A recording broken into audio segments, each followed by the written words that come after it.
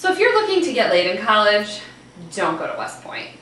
But if you're looking for an accountability infrastructure reminiscent of the Vatican, then by all means, go to West Point, because there you will find thousands of rules that govern every facet of human conduct imaginable, including my favorite, no sex in the barracks.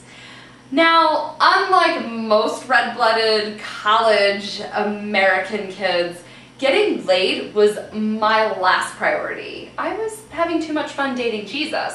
But there's this rule at West Point that I was really upset about, and that's if I had a guy in my room, I had to leave the door wide open unless somebody else was in the room with us.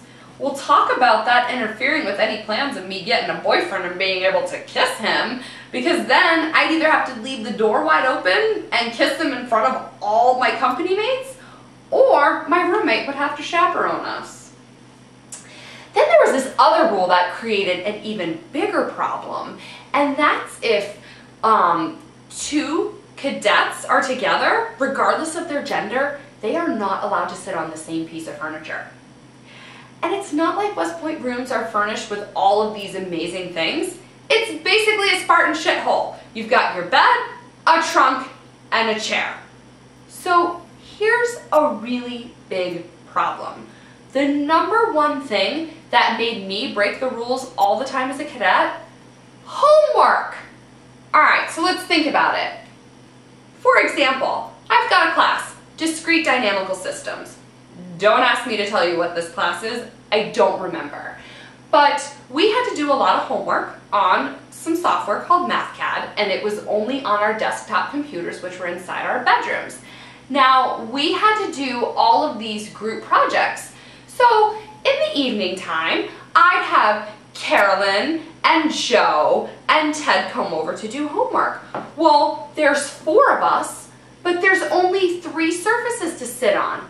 And we don't want to be sinners, we want to follow the rules. So it almost required like navigating this really complicated algorithm, probably taught in Discrete Dynamical Systems if I was actually paying attention, to figure out how the hell are we going to get our homework done and how the hell are we not going to break the rules.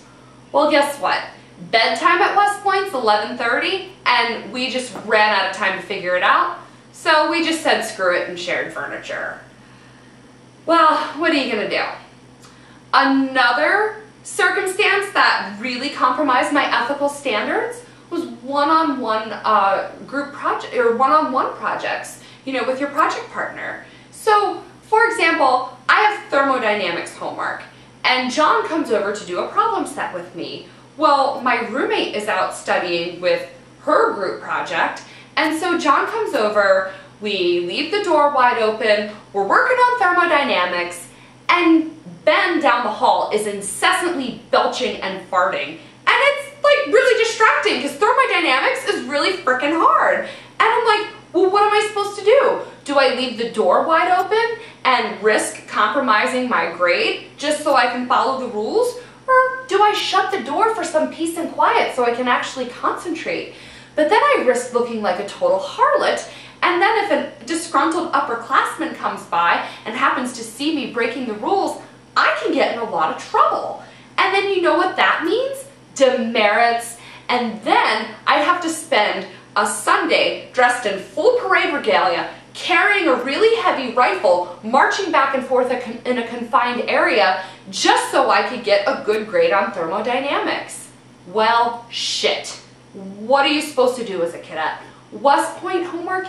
You might want to rethink this a little bit.